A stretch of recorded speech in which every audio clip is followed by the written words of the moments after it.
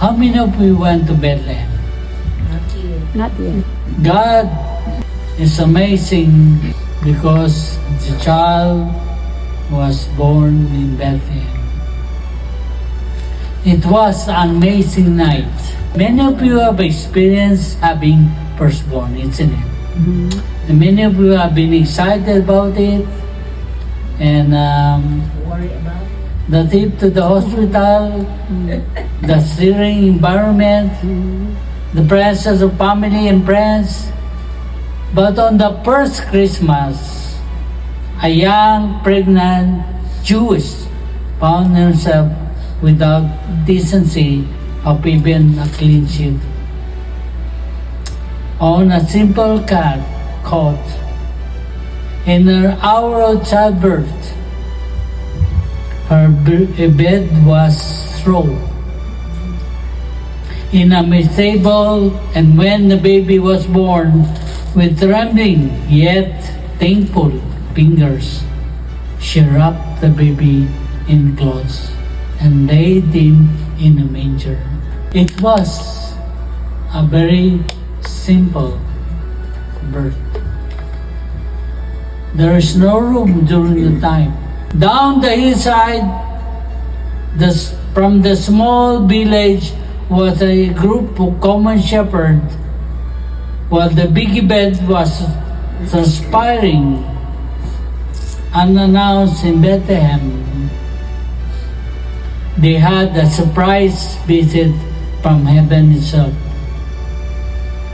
After the angel announcement of the Messiah birth, the praise song of heavenly choir, the shepherds said to one another in Luke chapter 2 verse 15.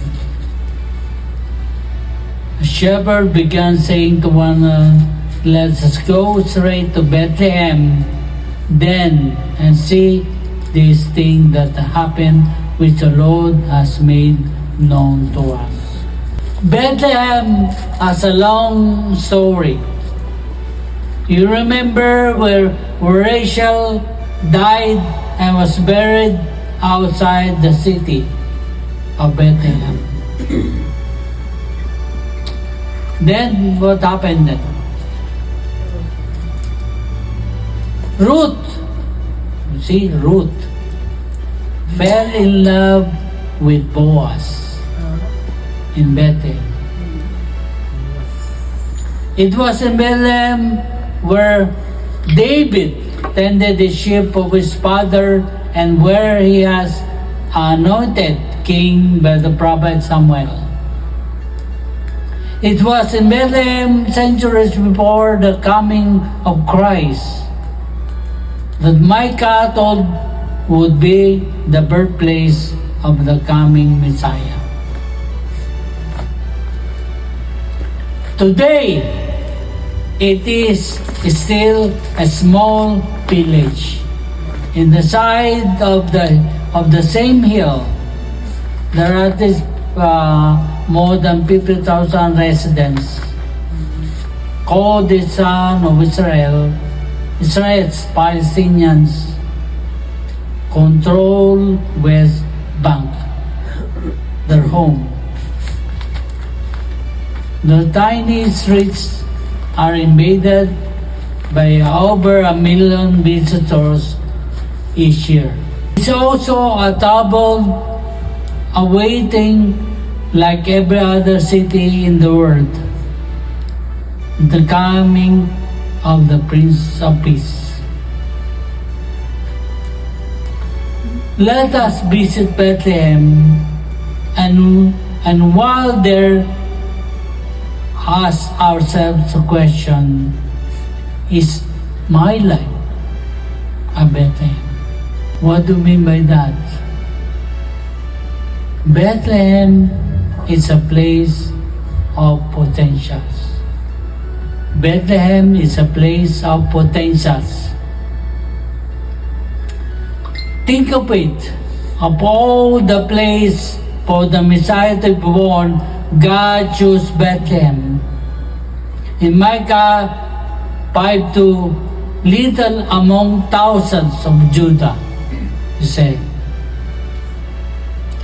One would expect that it would happen in Jerusalem, which is much prominent and larger. But God has a way of dwelling among the lowly. He said, I dwell in the high and holy place, but with him who has a contrite and humble spirit. It was silent, and there was music. It was dark, and yet there was light. Bethlehem almost missed it. No room. Many of us recall the moment of the birth of firstborn. How many of you remember the birth of a firstborn? Bethlehem reminds us that the small shall be great, and the last shall be first. That God brings its strength from weakness and brings the base things of this world to value and nothing, noting the things of the world. Yes, Bethlehem is a place of potential.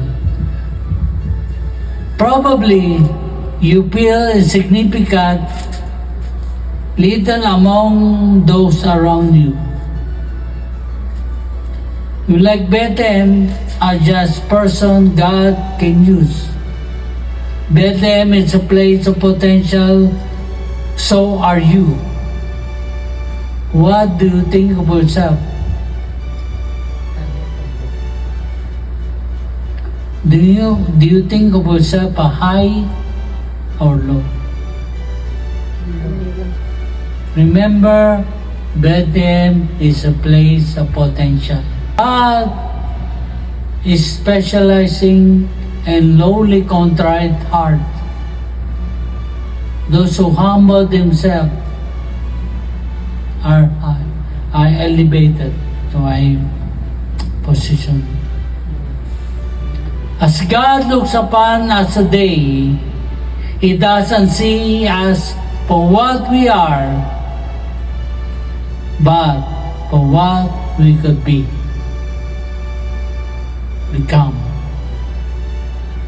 If and when we make room for Him only. Make room for Him. Let me give you an example. Peter was called Simon, a small pebble to rock. Petrus became a leader of the Jerusalem church.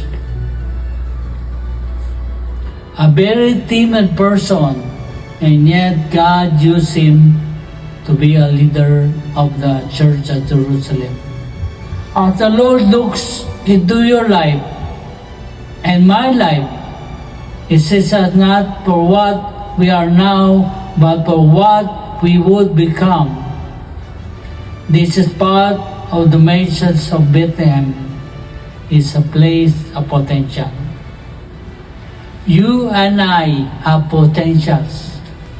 God is reminding us today that even though we may seem somewhat insignificant in the eyes of the world, in His eyes, we have potential for greatness. See yourself as a Bethlehem today.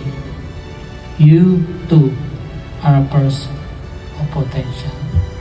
No one here is insignificant as far as God is concerned.